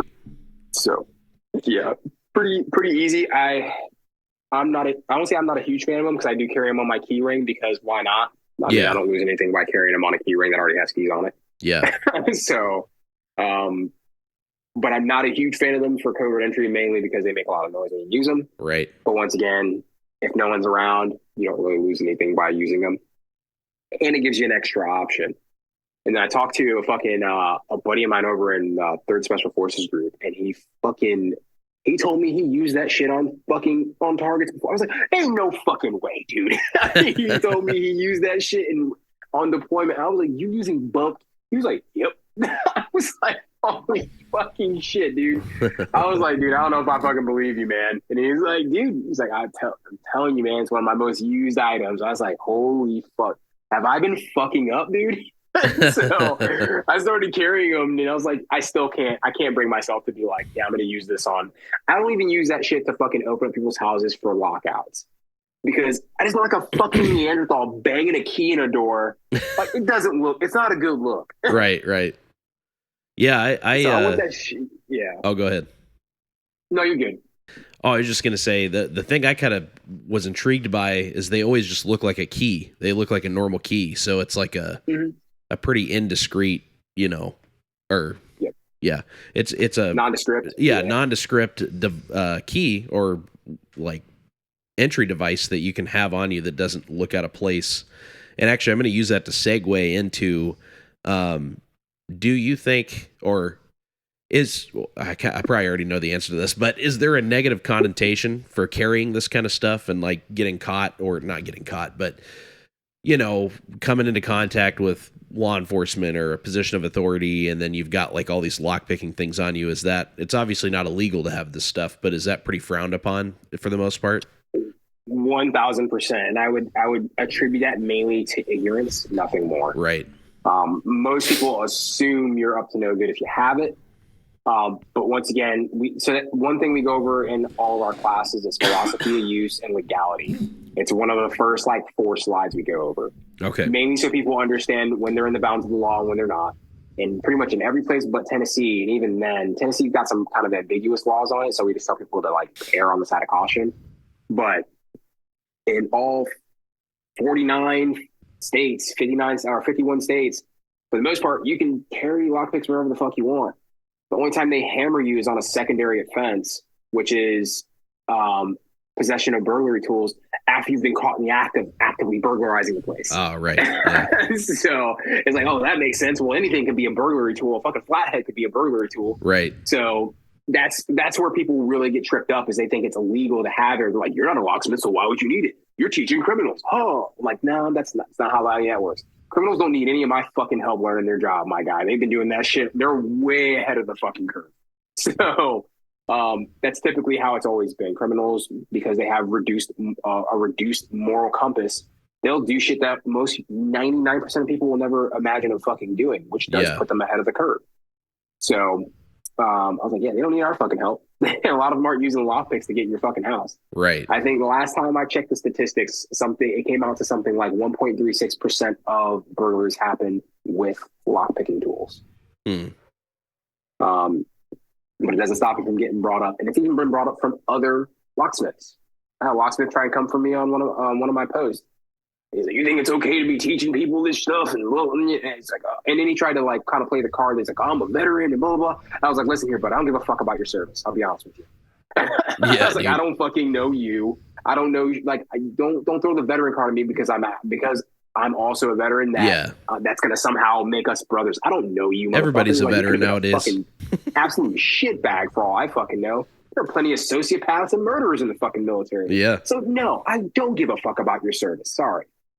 So, and I'm like, I would rather teach people this shit, one, to save them fucking money, save them from really shitty locksmithing practices, which includes telling them it's going to cost a certain amount, and then all of a sudden coming there, destroying the lock on purpose, so they now have to replace the lock itself and also have to pay for the extended hours of service that they gave you. And now what started off as a $50, $60 fix is now a $300 fucking fix because this guy wanted to fucking make money.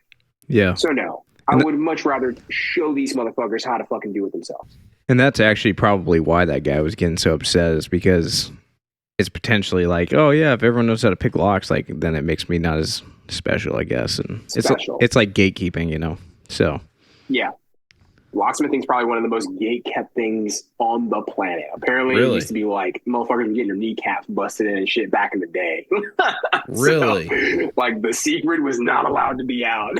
So, wow, I did not know that. That's crazy. Apparently, it was pretty fucking serious, like way back in the day. That's wild. So, are there any ways you would recommend for carrying these tools to be as, I guess, discreet as possible, so you don't present any red flags, or are you just kind of like, it's not that big of a deal? Dude, I carry my shit out way in the open now. I just throw it in my fucking pocket or a fucking fanny bag. What the fuck are you gonna do? You don't have any proof of anything. Go suck me, dude. Like, it's just one of those things. Yeah. I don't bother hiding it. You look more guilty hiding it than just leaving it in the open. Right. Okay. I don't have any reason. What am I gonna do? Fucking throw it at my prison wallet, dude? No. If you do want to carry it more discreet, so there's a couple of trade-offs with that. The smaller your tools get, the less dexterity you have in picking. So the smaller your shit gets, like, it's going to take a huge toll on your hand to use the same tools. I carry my full size shit around daily. Like, who the fuck's going to stop me? Like, but once again, it also depends on where I'm at too, right? If I'm in a place where like it's a very high likelihood these motherfuckers will roll me up for thinking I'm a spy, I got other fucking problems than having lockpicks. But granted, that would also confirm suspicion. So that's why I say, like, hey, don't fly anywhere that's pretty much anywhere in the fucking East with lockpicks. Not worth it. Not worth the hassle. Yeah, sure, you can carry some fucking, throw some tension tools and string them about, Just throw them about. That way they're not together. They're not in a nice little package. They're kind of just about.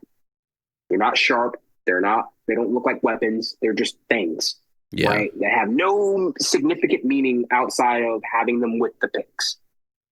So that's why I say, hey, go make your shit. And we show people a bunch of shit that they can make picks out of and how they can fucking do it. Sweet. Yeah, makes sense to me. So do you think, obviously besides, those areas, do you think this is something that as people get more into and, get more practiced at and start to apply to their daily lives, do you think it's something they should kind of add to their EDC, their everyday carry, if you will? Sure. Yeah, I'd say that. I think if they don't do it, I don't want to say you won't lose anything by doing it, but I think most people won't lose out on anything if they don't have it in their EDC. Yeah. Just because I do it, I'm not going to say you should do it. Right. But I, for the most part, I run into a lot of people that get locked out pretty often. Like we just did an auto lockout for one of my soldiers' friends. Former soldier's friend, no shit, like 2 weeks ago, like random ass call on a fucking Saturday morning, like, hey, like, what's up, man? Like, can you help me out? So, like, yes, I'm okay with carrying that stuff because I'm already known to do it. So I know it's a higher probability of me being called to get someone into a place than the average person. So I don't think you lose anything by carrying it in your EDC in the slightest. And that's what we're really looking for here. So you have two extremes. You have people that won't carry it because they don't think they have a use for it, and then they'll run into a time where they had use for it. Or two, you'll have people that want to carry everything. Yeah. Right? And that's because they're still kind of falling prey to the novelty and, right. And they're like, oh, this cool ass piece of gear. And then like, but you don't really have any use. So it's like, sure, if you want to carry that, by all means, it's a little out of place, but sure, man, go for it. Yeah. Like it can get really small too. So like you can go as small as, I don't think I have any of my smaller stuff up here, but I have like a small little brown pouch that has some of like these like mini Bogotas in them, right? One side's a fucking tension tool and the other side's the fucking rake. So if I have two of these, I have a rake and a pick. Mm. So it might just be something like that. And I'll put a little spring and attach it to my fucking coat or just throw it in my fucking pocket and forget about it. Yeah. So you can make it or something as small as this, right? I keep one of these little things in my wallet. So just throw it in there. I forgot about it. One fell out like a couple of days ago. I was like, oh shit, that's where that was at. Because it just lives in my wallet and I forgot about it. So it can be as small and as unobtrusive. I don't even know if that's a fucking word. I think I made that up. Unobtrusive is humanly possible. So yeah. Like I said, I don't think you lose anything by carrying it. You can only gain. Right. Well, and just the stuff you pointed out earlier, like the what'd you call like the credit card bypass? It's loiding. Is that what you said it was called? Loiding. That's yeah, correct. Like that's something that, and I didn't really think about it until you said it. But I've got a door in my house that it's an interior door, but for some reason it's got a like. Whoever built the house just put an exterior knob on it, so it's got like it locks from the wrong side. And my kids go in there all the time and accidentally lock themselves in, and then they're like, "Mommy, I can't get out," And my wife will be like, "Can you go pop that door?" And I just grab an old credit card that I don't care about and just slide it in and go. So yeah, something that's thinner than that and put it in your wallet, and most people are gonna have no idea what that's even in there for. It just looks like junk in your wallet, So, yep. Yeah, stuff like that. It's like, why not have it in there? It's not taking up any space. So exactly. So we try and move to try to dispel a lot of those like rumors that have just been rumors for no reason, no good reason either. Yeah. Like you can't carry that through TSA. Oh, you can't do. And it's just a bunch of fear. Just a bunch of fear mongering. Like you can literally go on TSA's website, type in lockpicks, it has a giant green check mark next to it. You can put it in your check baggage. You can put it on your fucking the bag on your flight. No, they do not care if you have lockpicks on you. And it's just like, oh shit, well, I didn't know that. I'm like, yeah, you never fucking bothered to look. You just ate the fucking propaganda of some weird brando on the fucking street talking about something. Don't go through TSA with that. Yeah. Shit, I went through TSA with a fully loaded mag and they didn't arrest my ass, dude. So I was like, oh shit. I totally forgot that was in there. That was recently. I was pissed too, dude. That was a super expensive fucking mag, man. it was a standard like Glock 17 mag, but it was a Glock 17 mag with like with a extender plate on. The extender plate was like $30 fucking. Yeah, so dude. And it was some really expensive carry ammo too. It was like, that's like $100 worth of shit. Yeah, dude, I had one similar to that where I used to use. Now I have separate bags, but the bag I used to travel with was also like my range bag. So I had thought I'd gotten everything out of there, and it was an old like army. It was the old desert Tricam color. Like I was just being super try hard, but anyways, super funny. Yeah, just so hua for no reason. No, but it's just what I had.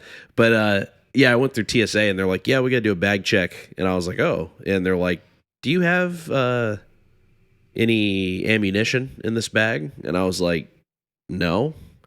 They're like, okay. And they're kind of like asking me questions. And then like down in this crazy pocket, there was like literally like 20 something loose rounds of 5.56, and they're just like pulling them out. They're just like, shh. And I was like, yeah, so this is like a range bag. I was like, I'm a firearms instructor. I'm trying to like talk my way out of it. And they're like, yeah, we don't care. We're just going to confiscate it. And I'm like, okay, cool. Yeah. So they just got it all out of there. Dude, and they were like, sucks, man. Peace out. But yep. Nice ass man. I was like, oh no. Dude, I was like 2 seconds from missing my flight. I was like, fuck that, man. I guess I'm just gonna fucking go. Yeah, they're like, you can ship it. That's like I've lost knives that way, where they're like, you can ship it back to yourself, and it's like, I don't have time. You got to go all the way back out. Time. Yeah. Yep. But, so kind of, I guess, as we get ready to wrap up here, you talked about training and some of the different classes you offer. Which, by the way, I will have all of his information linked in our description. So for those of you listening, if you're interested in any of this, I'll have different links for where you can get the tools from him, where you can get the training programs, different things like that. But I want to pick your brain a little bit on training. You talked about the classes, a little bit about YouTube. Is there any like other resources for getting educated, whether that be books, other avenues, Instagram, whatever? Yeah, absolutely, man. So one thing I will definitely recommend off the bat is from my buddy Pat Watson. He is the owner of Uncensored Tactical, or utac.io is the website. He has the book that he wrote called Tactical Lockpicking, Volume 1. Volume 2 is right around the fucking corner, so I'm going to go ahead and plug him for that. And then also, once you've kind of gotten into that group, inside of their Discord, he also does a lot of education. He'll have guest speakers come in, or guest instructors come in and teach classes. So that's definitely a great place to be. So tactical lockpicking, that's definitely the first resource that I'll recommend. The second one I will say is the Little Black Book of Lockpicking. It's by Alexandre. I can't remember his name off the top of my head. French guy. I just can't remember the last name. The Little Black Book of Lockpicking, if you look it up on Amazon, it will pop up. Pretty much anything from Deviant Olaf is a must read. Pretty much, he's like one of the godfathers of pen testing and red teaming. He's also got tons of like TED Talks and stuff like that, and security talks at like B-Sides Augusta, right on YouTube. They're like 45 minutes, and it'll blow your fucking mind. Nice. What else? If you want to see more use case stuff from guys that are actively in the field, you can go over to Darknet Diaries, which I highly recommend. It's from Jack Resider. It's a podcast. He'll bring on different red teamers, security experts, hackers, so on and so forth. Great fucking show. Can't recommend it enough. On YouTube, obviously everyone knows Lockpicking Lawyer, Bosnian Bill, Helpful Lockpicker. There's no shortage of people that are willing to help you online. So yeah. My buddy Just the Civvy online, my wife, MySpace 2.0 on Instagram. She's trying to put more effort into her page. She does some really good instructional videos, but she's gonna be putting more up there. So MySpace 2.0 on Instagram. Let's see, what else? Cameron Bay also. So he does a lot more of the destructive entry and safe. I'll say safe manipulation and I'll say general opening of safes. So lock manipulation, Cameron Bay, he's over from California. So if you guys are over in California, that's where you can get a good class from. Searpick.com. It also sells tools, does courses. He's up in Connecticut. I know I'm shamelessly plugging all my friends right now, but Go for it, dude. those guys are all wealths of knowledge. So, there's no shortage of people that you can find that will give you some knowledge out there. If you guys have any extra questions, by all means, just drop in the inbox. I'll point you in the right direction. Sweet. Cool, man. And then, as far as your company and you go, where can people find you, and what's the best way to get a hold of you? All right. You guys can find me over on Instagram under SkyPirate_actual. I'll say it again, SkyPirate_actual. You can go over to our business page on IG, which is Cloaked Entry Co. Or you can go on to our website if you wanted to do something a little bit more direct, which is www.cloakedentryco.com. My wife's page is MySpace. The My is not MY, it's MAI because that's her middle name. MySpace 2.0. Pretty much. If you guys want to pop onto the website or if you want to email us, just email us at info@cloakedentryco.com. That's where you can email us at. Sweet. Well, dude, thank you so much for coming on, man. It's great to have you. It was a fun conversation. I like that, we kind of went everywhere in that, especially at the beginning. Yeah, but, dude, it's valuable. We got into the theys and the thems. I'm not even talking about pronouns, but we can even get into that if we want. No. but dude, yeah, I appreciate you dropping some knowledge bombs and really just what I think my kind of whole thought process, or our thought process on having you on, was to, at a minimum, like, pique people's interest into this whole side of it, because like you have mentioned before, a lot of people in the 2A community are so hyper focused on the gun side or like shooting, that kind of stuff, which that stuff's fun. We all love it. It's important. We know that. I think everybody knows that now. I think that's the point. Yeah. Let's start learning some other stuff. And this kind of goes into that category that, at least I would put it in that category with like medical training, where it's like, this is way more likely to run into the need to use on your day-to-day life. Right. So why are we not learning it? So I appreciate you coming on to open the gate a little bit and show people the way, or at least to get them started. I think it's awesome. Absolutely. I appreciate you guys having me on. Seriously. Yeah, man. Anytime. If you ever want to come back on, let us know and we'll BS some more. So. Oh, dude, don't tempt me with a good time, dude. I'll be back on here in a heartbeat. Sick, dude. Well, thanks again.